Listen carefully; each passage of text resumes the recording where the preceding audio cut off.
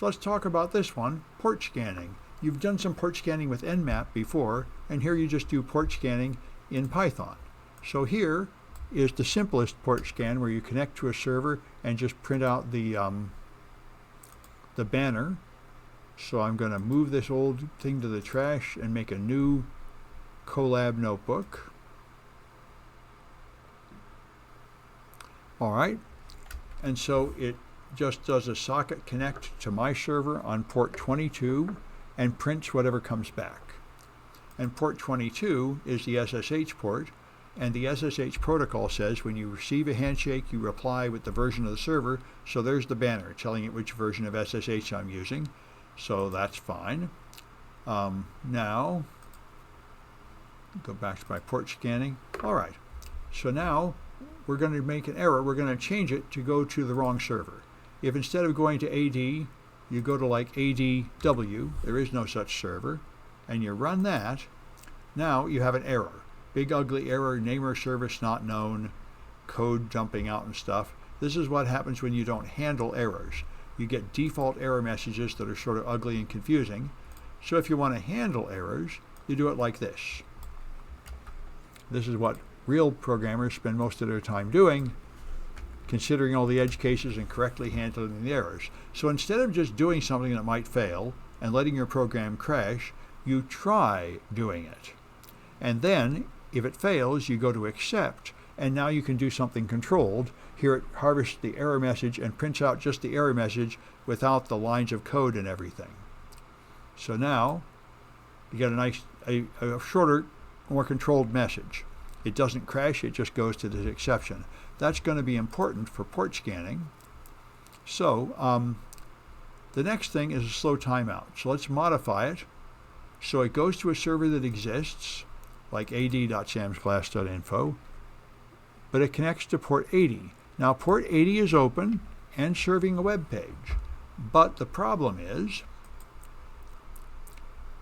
the HTTP protocol does not contain a banner. When you do a handshake to an HTTP server, it just sits there waiting for a request. But my program is waiting for a banner, so we're at a deadlock. I'm waiting for something, it's waiting for something, we're getting nowhere, and we're going to sit here for like 2 minutes waiting for a timeout. So that's irritating.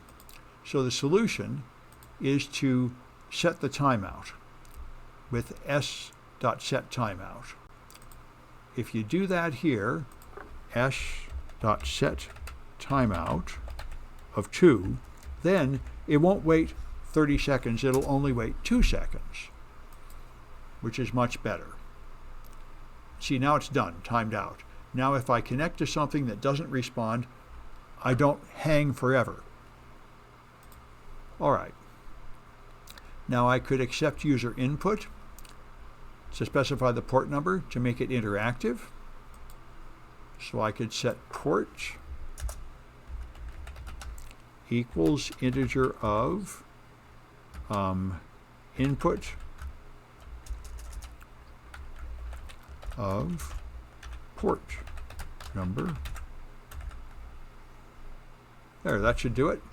And then I can change this to port. Now I should be able to do any port I want. Let's see what happens.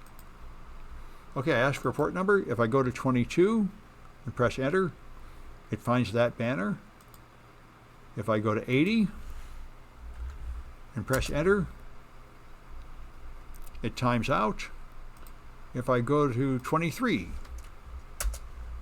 connection refused. So now I got a port scanner. I can tell an open connection from a closed connection from a connection that's open but doesn't reply. So that's pretty cool. And now you can find things on the server. Same things, sort of things you were finding with Nmap. You can write scripts that will scan and find various services here. And then you can combine these things. Here's port forwarding. When you connect to this port, it's going to tell you, now connect to this other port, and you only have 3 seconds. Here's another one that's going to reply with a whole paragraph of text, and only one of these, somewhere in here is a 5-digit number, and you have to connect to that port to get the flag. So there's a couple more challenges to check out.